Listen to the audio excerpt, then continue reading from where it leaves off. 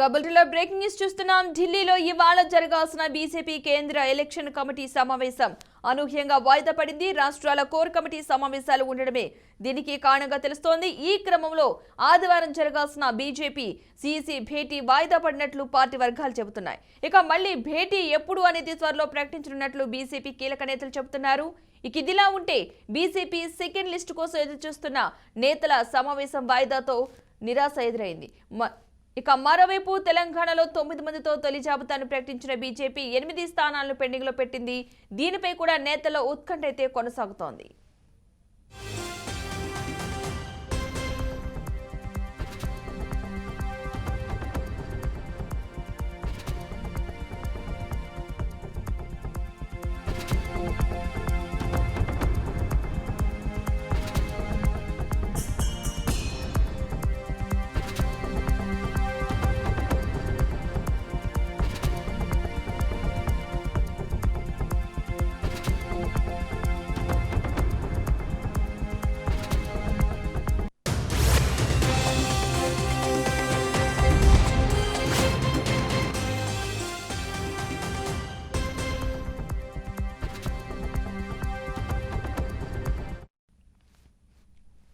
ఇక ఢిల్లీలో ఇవాళ జరగాల్సిన బీజేపీ కేంద్ర ఎలక్షన్ కమిటీ సమావేశం అనూహ్యంగా వాయిదా పడింది.